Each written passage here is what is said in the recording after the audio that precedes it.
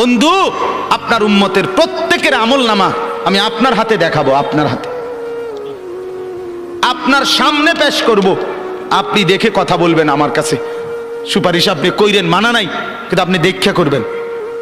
রাসূলুল্লাহ সাল্লাল্লাহু আলাইহি সাল্লাম যদি হাসরের ময়দানে এরকম আমলনামা খুলে উল্টায় আর পৃষ্ঠার পর পৃষ্ঠা দেখে ফজর নাই, জোহর নাই, আসর নাই, মাগরিব নাই, এশা নাই, শনিবার রবিবার, মদ, জুয়া, অবৈধ উপার্জন, গান বাদ্য, নাটক, সিনেমা, জিনা, ব্যভিচার, বেহায়া, বেপর্দা সব উল্টায়। আল্লাহর নবী সাল্লাল্লাহু আলাইহি সাল্লাম তখন বলবে, উম্মত কি এটা? উম্মত, আমার 23 বছরের এত চোখের পানির কথা একবারও মনে হয় নাই? কি আনছো এটা আমারে?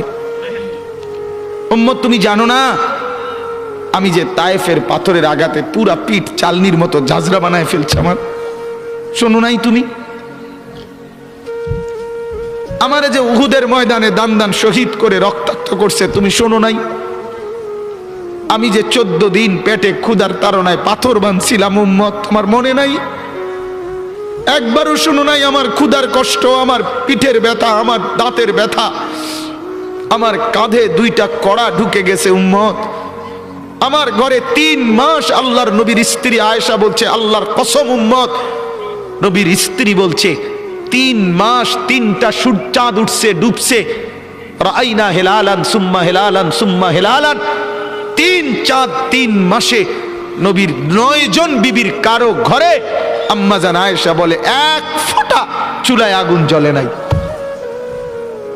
মা আওকাদাত ফি আবিয়াতে রাসূলিল্লাহ নারুন, নবীর একজন বিবির ঘরেও আগুন জ্বলে নাই। আল্লাহ নবীর স্ত্রী আয়েশা একদিন বলছিল নবীকে পিঠে হাত বুলাইয়া, ইয়া রাসূলুল্লাহ, স্বামী আপনার পিঠ ছিদ্র ছিদ্র কেন? পুরা পিঠ চালনির মতো ছিদ্র ছিদ্র কেন? আপনার কি ছোটবেলায় বসন্ত রোগ হয়েছিল, গোটা হয়েছিল? আল্লাহর নবী চোখের পানি ফেলে বলছে, আয়েশা তুমি জানো না আমার এই পবিত্র দেহে তো কোনোদিন মশাও বসে না, মাছিও বসে না, পোকা বসবে কেমনে? আমার পবিত্র দেহে তো হাঁটলে মেশকের গ্রান বের হয়, আমার পেশাব পায়খানাও তো কোনোদিন জমিনের উপরে 1 সেকেন্ড থাকে না, মাটি ফাঁক করে ভেতরে নিয়ে যায়, সেই আমার গায়ে গোটা হবে কেন? আয়েশা, এগুলো আমার তায়েফের পাথরের আঘাতের রক্তের দাগ।